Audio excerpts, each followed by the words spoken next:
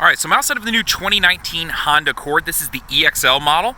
So the first thing I'll do is walk up here and just show you the sticker. So in case you want to look at some details, you can pause it and do so.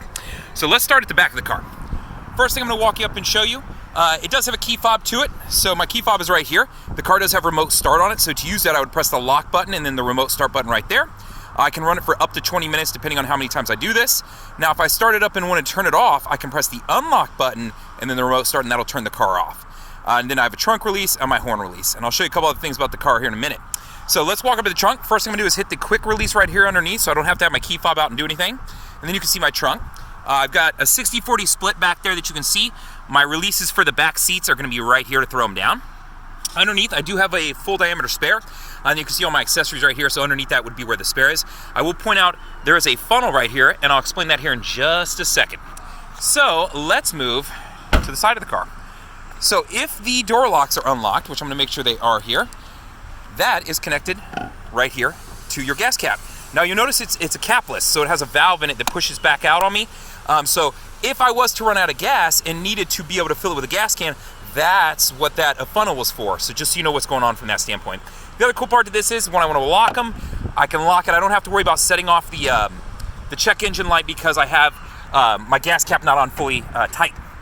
So interior wise, this is the lunar silver exterior and then the gray interior. You'll notice it's charcoal on all the floorboards and then some of the places where your hands are gonna go. So they try to prevent that showing of dirt and wear.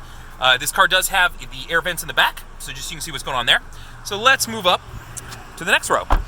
First thing I'm gonna show you from here, as you notice these three ridges, this is set up to where I can lock the doors of the car with the key fob in my pocket. I can just touch this with my finger and it'll lock. And then to unlock it, I could put my hand on it and pull it open, it would unlock. So the car's running right now, so those features aren't gonna be affected. But if I was standing in front of the car without it on, that's how that would work. So let's hop in the car and look at a couple things. So a lot of this is just gonna be a repeat from last year, but if you don't know, I'll show it to you and explain it. So let's start on the left side over here.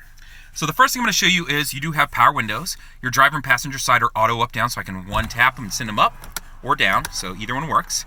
My window lock controls are right here with an LED. I do have my door lock controls and then my mirror controls, so left and right and then adjust on the pad.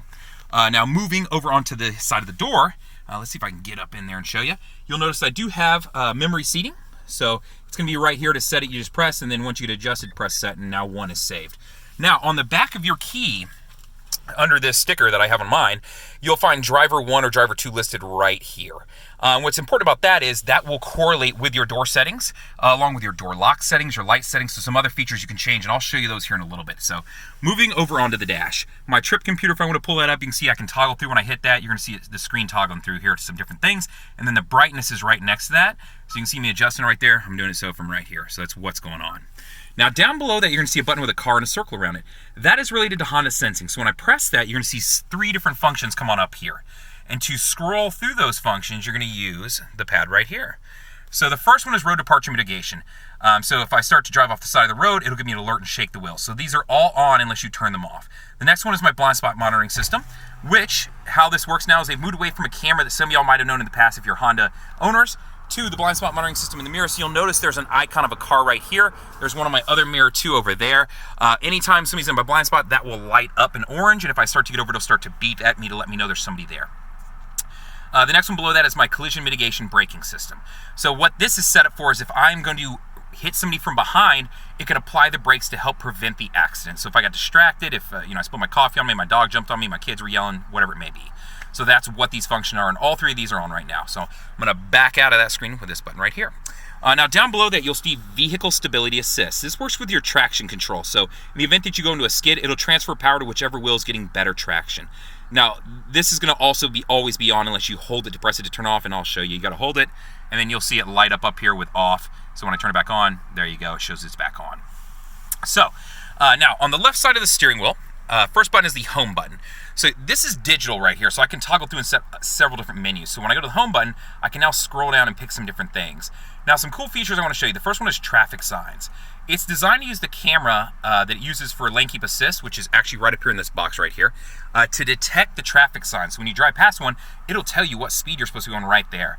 So it's kind of cool if you get caught in a small town or somewhere where you're just not familiar with and you're worried about a cop getting behind you and going, man, I hope I'm not in a speed trap. So that's a great function, is that one right there, traffic signs. Driver support, this is just going to pull up some of the Honda sensing stuff that we just went over, and it'll show you how it's working and what it's doing. Driver attention monitor. So I get a lot of questions about this of what exactly is this. So what it'll do is, if you're using all the safety features in this car, you're not necessarily touching the wheel a whole lot. You wouldn't be touching the pedals so much because you'd be using adaptive cruise control. When this gets full, it'll start to beep at you and ask you to touch something or do something to acknowledge that you're in the car and awake. So that's what the function of this is. I commonly get asked about this one, so just to give you an idea for how it works. Maintenance, this will give me my oil life. So if I wanted to see how much oil I have left, the car has a predictive sensor to let me know. You're looking at about 8,500 miles before you need oil changes in this vehicle. Scrolling down from that, safety support, that was some more of the Honda safety stuff. You can see I have all three of those functions on the button I just showed you, so that's what's going on there. And then warnings, this would be any kind of warning that popped up if my tire pressure monitoring system went off or anything particular. So that's what's going on over here. So I really love this display that they made it digital, because a lot of people, for the most part, don't care what a tachometer is showing them. So it's nice to be able to get other info there, whether it be audio, you know, your Bluetooth options, just a lot of different things you can put here that are really helpful. So that's how this works. Now, moving over to the other side, you can see I have my speedometer, I have my gas over here, so you can see the more white boxes are, that means it's full, which this car is. Now, on this side of the steering wheel, I'm going to show you a couple functions. The first one is the main button. If the main button is on, you'll see ACC and LKAS on there. That stands for Adaptive Cruise Control and Lane Keep Assist. So, we'll start with Adaptive Cruise Control. When I get up to speed, I would press the set button right here. That will hold my speed now. I can select the distance it keeps between me and the cars in front of me using this button. When I press this button, you're going to see boxes appear up here. The more boxes, the more space it's going to keep between me and the car in front of me. So that's how this function works. And what it's doing is it's using that camera up there, and it's using radar down in the grille of the car, that same radar that it uses for the collision mitigated braking system, some other functions. So that's how this works. Now, the other one, LKS, is Lane Keep Assist, which is this button right here. When I press this, you are going to see these dotted lines come on. Now, those will fill in solid when the car is going over 45 miles an hour, and the camera is reading the lines in the road. So keep in mind, if you have your windshield wipers on, it's going to turn this feature off. And also, you have to be going from 45 to 90 miles an hour. So that's the range that you're going to be when this fills in solid.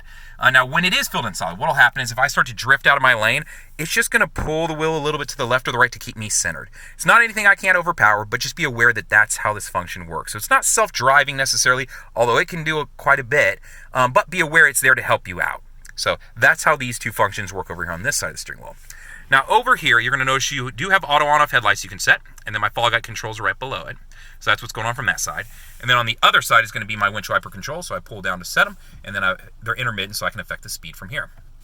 Now, moving over, other thing I'll put is it's a push-button start. That's pretty standard now for pretty much all Hondas, unless you're on a base model like Civic or a Fish, something very basic. So that's what's going on from here. To start the car, put your foot on the brake, press the start button. That's what turns it on. To turn it off, just press the start button, it turns off. So pretty self-explanatory there. Now moving up to the touchscreen. So from here, this is the home button screen that you're seeing right here, right? So I'm going to start you here from Bluetooth. This would be where you go once you've connected up a phone. If you've never connected a phone, you can press this button. Or if you need to connect up a second phone, or if you want to do the first, you can do it from settings right here. So from here, you want to go to connections because we want to add a connection. And then we want Bluetooth to add a phone. From there, it's going to say connect a new device, which I will click. And it's going to say make sure you've turned the Bluetooth on your phone. And then from there, you can search for your phone. Excuse me. So that's how this feature works. So just so you know how to connect a phone, that's what you would do. Once you've done that, you'd be able to access your contact log, your phone book, different things like that, receive phone calls, text, that sort of thing. Now, smartphone connection below this. This is where Apple CarPlay and Android Auto come into play. So for that, I would plug into the USB in the car, and that USB is right down in this little console down here, and you'll see the phone on it. I can plug into there, and then this will light up. If you have an Android-based phone, you'll need to download the Android Auto app. If you have an iPhone, you don't need to download anything. This will light up and just say Apple CarPlay. Now, once you've done so, you can touch this. It'll pull up. It's going to look very familiar. If you're an Apple user, it's going to be almost identical to your screen. If you're an Android-based user, you're going to notice the Google, and it's going to have some cards as far as your last navigation, pulled up your last couple contacts and things like that. So that's how this function works. If you have questions about that, I have other videos about it, and you can kind of check it out. Now, some cool things about the smartphone connection. It does allow you to pull your navigation up on the screen. So you'll have access to Google Maps, Waze, Apple Maps if you're an Apple user, which Apple users, you have access to Google Maps and Waze also. Just so know you have access to this. So for me, I talk people out of buying navigation because I think their systems work much better and they update themselves. So just keep that in mind. Now, trip computer, this is just general tripometer information. This is nothing new. How many miles I have on this tank of gas, my current and previous trips are all right here. So that's what this is. My FM over here, I don't think I need to explain a whole lot of this other than it is a touchscreen. To tune or set stations, I find a station I want. When I do, press and hold on the button, and it'll set. I will point out that you do have HD stations on this, so it does give you more options as far as audio to listen to. So just keep that in mind when you are looking at this car. It does offer that. So let's back out of this screen here. Bluetooth audio, once I've connected up my phone via Bluetooth, I would be able to stream music wirelessly through here, so whether it be off something YouTube, Pandora, Spotify, something saved in my phone, whatever it may be. SMS messaging function is just going to allow you to read text aloud to you, so that way you can focus on driving and hear what the text is. Car does come with 90 days, or 3 months, of Sirius XM satellite radio. Same thing, same similar setup. You can see what's going on there. You can jump through channels. As far as genres, you can see me jumping through right here, and then I can toggle through from there which exact channels in that genre I want. And the same thing when I want to set a preset, I just press and hold, beeps, now it's set. So nothing to it. That's how XM Satellite works. So moving over a screen, I've got a couple USBs that I can plug into. AM, I don't think I need to explain. It's the same as FM. System updates is exactly what you would expect it to be. As far as getting to your clock or adjusting it, you can do so right here and then go to the settings. And then you can see I have a nice screensaver set up here if I want that to show, just to make it a little bit more plain Jane. So moving back over, Honda Link. So Honda Link is actually going to offer some cool features now. The first thing it does is give you maintenance reminders and recall notices, that sort of thing. Now, secondarily, you can do some other things with this. You have the option to be able to start your car from your phone. You have the option to be able to mark where your car is at. So a lot of different functions and features that this is now offering. Some of them are subscription based, but when you buy the car, they do give you some of those things for free to try out. So be aware of that. You can always look it up. I believe you can just Google HondaLink.com and it'll pull it up and go over some of the things that you can get. So pretty cool. Car does have a compass, and that's how to get to it right there.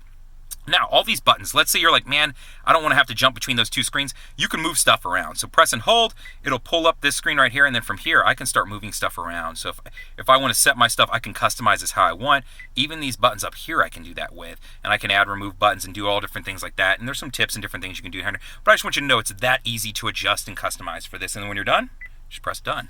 So now it'll hold my settings the way I've saved them. So one other thing I want to show you is under settings right here.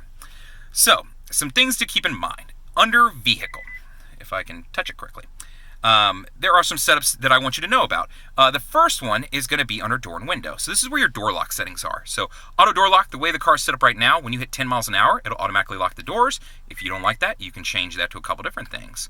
Now, as far as auto door unlock, down here, same thing. When you open your driver's side door, it'll then unlock the remaining doors of the car, and you have a couple options you can change that to. So just some general features I want you to know about. This one's really cool, the walkaway auto lock. What that is if I get outside of 10 feet from my car and I have the key in my pocket, it can automatically lock the doors for me. So I'm going to turn this feature on because I hope the next guy likes it. So how that works is just if you're one of those people who gets halfway into the grocery store and then realizes, I'm not sure if I locked it, this is probably the feature for you. If you're not that person, maybe you don't need it on. So just keep that in mind. So that's what a couple of these features are that are, just general things that a lot of people don't know that their car offers. So just keep that in mind. And there's other settings you can look through in here if you want to play with stuff. So that's just some stuff on settings. Backup camera. So when I throw the car in reverse, it will automatically pull up my backup camera for me. I've got 3 different views, so a wide angle, one standard view, and this is aimed straight down. So if I'm backing up to another car, parallel parking, doing anything like that, that's what this is for. While I'm pointing this out, over here you're going to notice this button, and that's highlighted blue right now. That's cross traffic monitoring. So when a car is coming from my left or right and I'm backing up, it's going to send off an alert, and I'm going to see an arrow coming from whichever direction they're coming from and hear an audible alert. So super helpful if you're trapped in between 2 big trucks or SUVs and you're trying to back out at the grocery store. It's going to help you when you can't see. So that's how this works. So that is what that function is. Now moving down, you saw the USB down in there earlier and the power outlet. Now 3 buttons I get commonly asked about are going to be right here. The first one is the Econ button. The Econ button, when turned on, will produce a green leaf up here. How it works is it improves the gas mileage of the car, but it's a give and take system. So you are going to give up some power and some get up and go, but you're going to increase gas mileage, and you're also going to lose out on your AC. So accelerator is going to slow down. AC is not going to blow quite as hard, but you're going to get better gas mileage. Parking brake is electronic, so to set it, put your foot on the brake, lift up, the red LED comes on, and you'll see brake right there. That means it's on. To release it, put your foot on the brake, press down, LED turns off, it's off. Now brake hold. Got to have your seatbelt on for this feature to work, but how it works, if I am in drive and I have the brake hold button on, and when I press it, you'll see brake hold come on up here, and it'll show down there, you can see brake hold. So I have the car in drive, my foot is on the brake. If I release my foot from the brake, you'll notice I have no foot on the brake, I'm not moving. And then when I want to hit the gas, I hit the gas, it releases it, now I start moving. When I come to another complete stop, I put my foot on the brake. When I come to the stop, I can now release it because it's holding the car in place. So this feature is more for like stop and go traffic, things like that. It's a convenience feature. So not everybody's going to use this feature, but if you get caught in traffic a lot and you have a long commute home from work, maybe this is the feature for you. So that's how that works. But do remember, you do have to have your seatbelt on for this feature to work. Cup holders, my storage unit down here, you can see that I do have additionally a USB and another power outlet there. I do have home link on my mirror right here so I can set up garage clicker, gate clicker, and things like that. So I don't have to have a bunch of clickers in the car. Standard stuff, the rest, my moonroof, to pop it open, I send it straight back. To crack it, I just push directly up on it. So I'll show you here in just a second how to do that. The other side, while I'm talking about this, if this switch is on, anytime you open the doors, these lights will come on. So to crack it, press straight up. So you can see it's cracked now, and then I'll close it back. So that's how that works. So this is the Lunar Silver 2019 Accord EXL. You can see it does have the touches of black and gray on it, so it has a two-tone look to it. If you have any questions, feel free to reach out to me. More than happy to help you out. You can always comment on the YouTube video. Pretty good about getting back to everybody. You can call me at 512-443-4300 and ask for Justin Fuller. Or you can email me at the letter J, then Fuller@howdyhonda.com. Thank you much.